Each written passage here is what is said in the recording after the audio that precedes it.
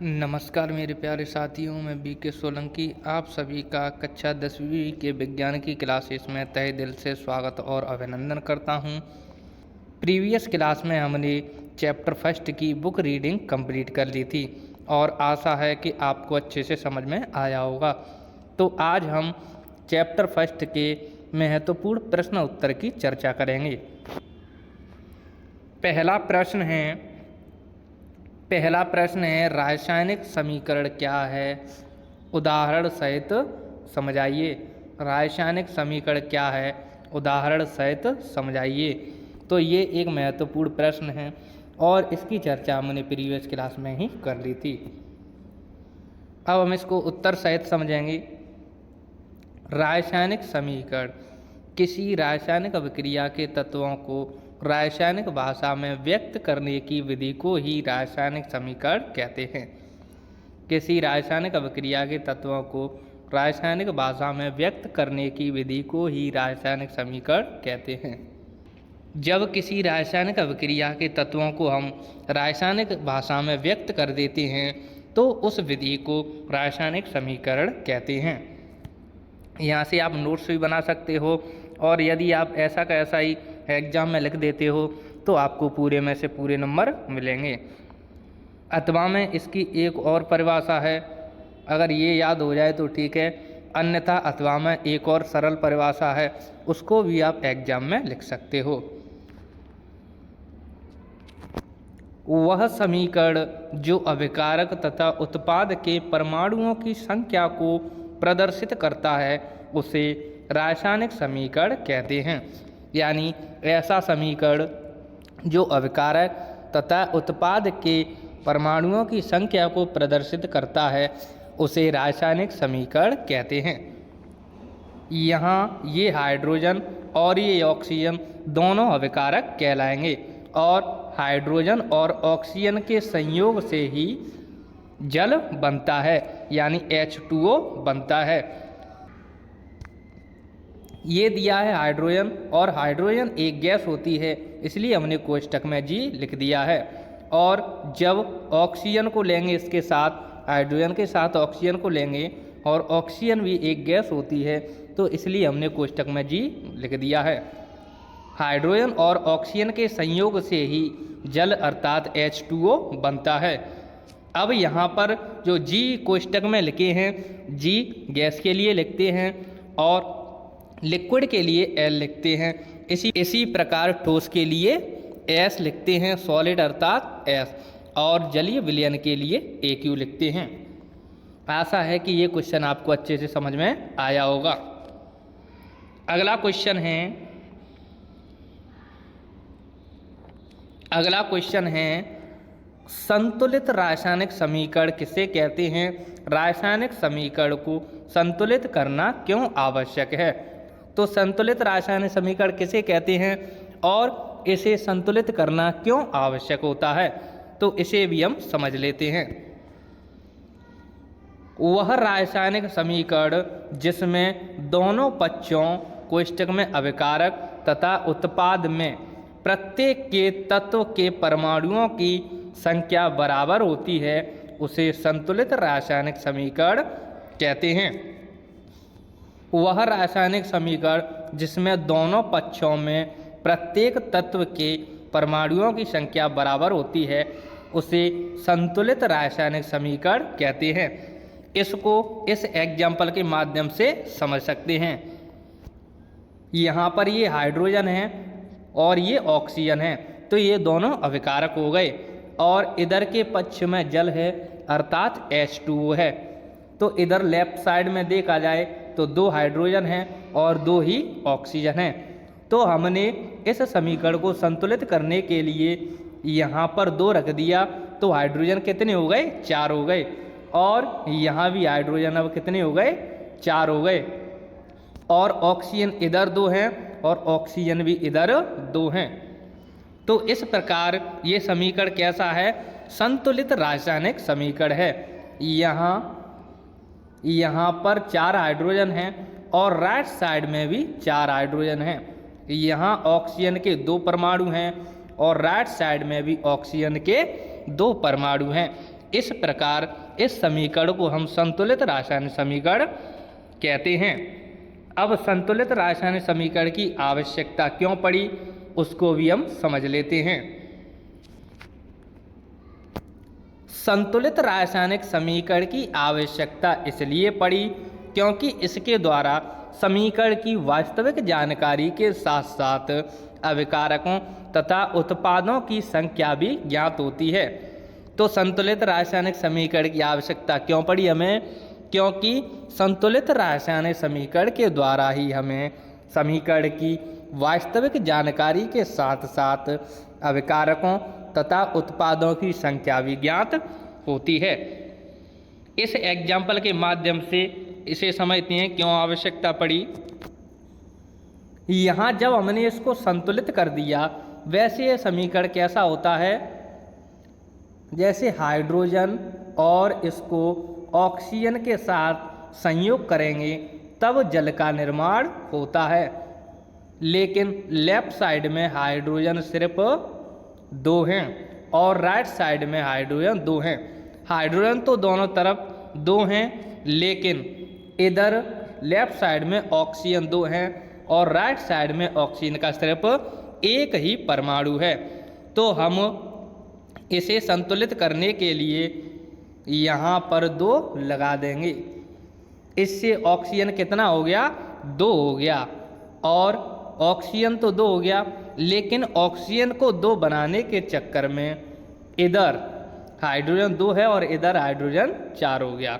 Oxygen को 2 बनाने के चक्कर में हाइड्रोजन कितना हो गया, तो हाइड्रोजन 4 हो गया। इसलिए हमने यहाँ पर 2 लगा दिया है।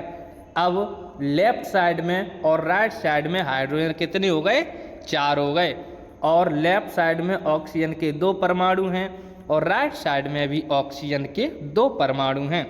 इस प्रकार संतुलित रासायनिक समीकरण की आवश्यकता पड़ी। इससे हमें हाइड्रोजन और ऑक्सीजन दोनों ही तत्वों के परमाणुओं की संख्या ज्ञात हो गई है। इस प्रकार हमें हाइड्रोजन और ऑक्सीजन दोनों ही तत्वों के परमाणुओं की संख्या ज्ञात हो गई है। तो एक बार और समझ लेते हैं संतुलित रासायनिक समीकरण किसे कहते हैं और रासायनिक समीकरण को संतुलित करने की आवश्यकता क्यों पड़ी।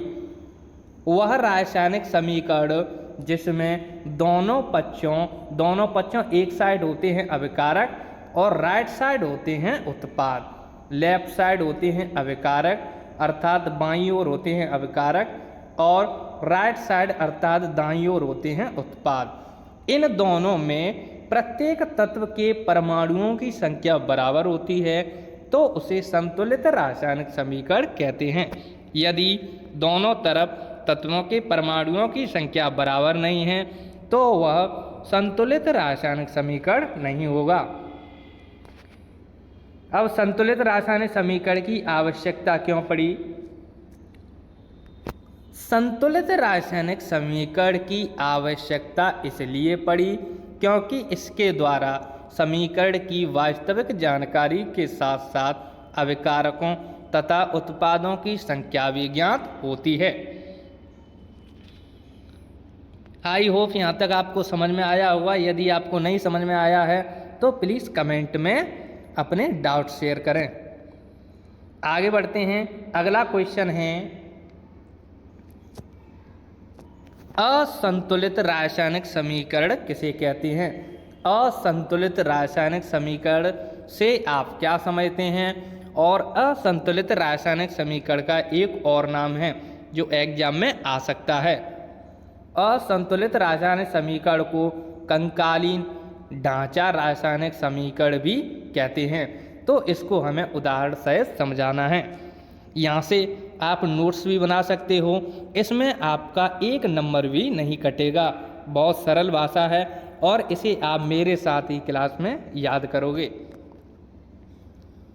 इसको समझ लेते हैं, इसकी डेफिनेशन क्या है। तो असंतुलित रासायनिक समीकरण किसे कहते हैं। वह रासायनिक समीकरण जिसमें दोनों पक्षों अभिकारक तथा उत्पाद एक तरफ अभिकारक होते हैं और दूसरी तरफ उत्पाद होते हैं।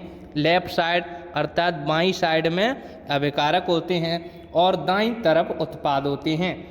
तो वह रासायनिक समीकरण जिसमें दोनों पक्षों में प्रत्येक तत्व के परमाणुओं की संख्या बराबर होती है, बराबर नहीं होती है, उसे असंतुलित रासायनिक समीकरण कहते हैं। यदि दोनों पक्षों में परमाणुओं की संख्या बराबर होती है तो उसे संतुलित रासायनिक समीकरण कहते हैं, और यदि दोनों पक्षों में प्रत्येक तत्व के परमाणुओं की संख्या बराबर नहीं होती है तो उसे असंतुलित रासायनिक समीकरण कहते हैं। तो ये क्वेश्चन महत्वपूर्ण क्वेश्चन है और जो प्रश्न मैं आपको करवाऊंगा एग्जाम में उससे एक प्रश्न भी बाहर नहीं जाएगा। यदि इनको आपने अच्छे से याद कर लिया तो आपके पूरे में से पूरे नंबर आने की पूरी संभावना होगी। अथवा में इसकी एक और परिभाषा है, आप उसको भी ध्यान में रख सकते हैं। परिभाषा क्या है?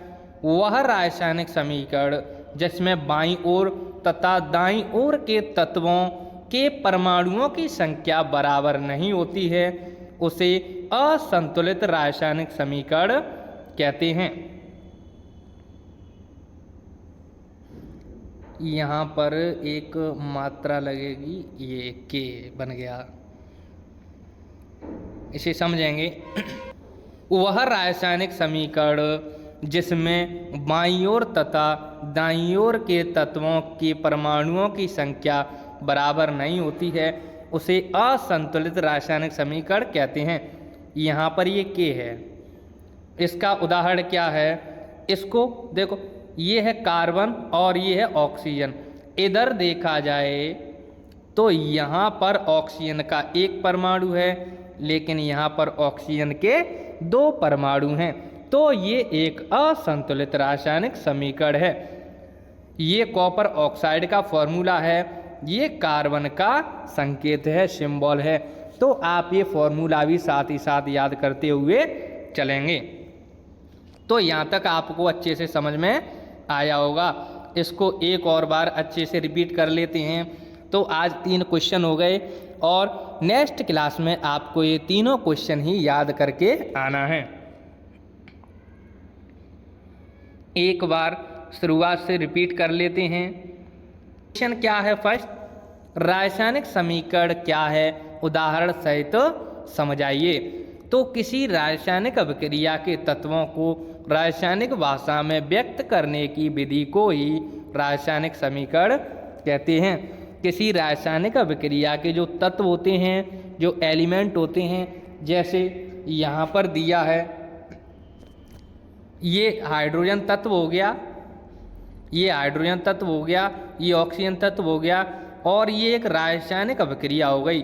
तो हमने इस अभिक्रिया को सांकेतिक के रूप में व्यक्त कर दिया है, इसलिए इसको रासायनिक समीकरण कहेंगे।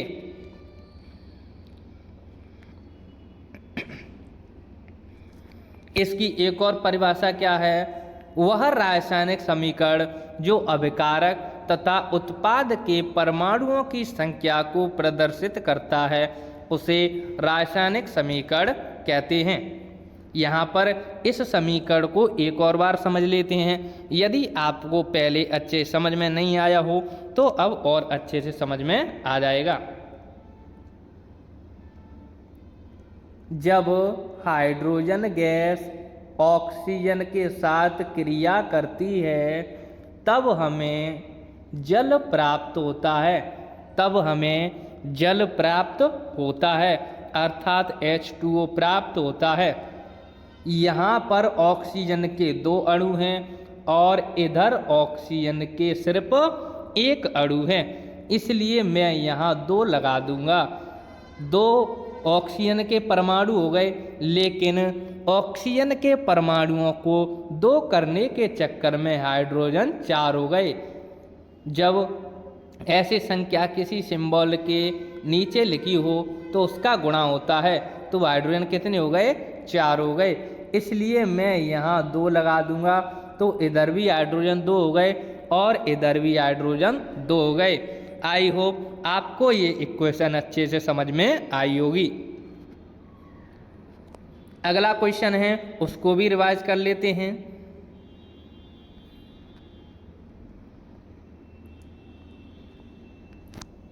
संतुलित रासायनिक समीकरण किसे कहते हैं? रासायनिक समीकरण को संतुलित करना क्यों आवश्यक है?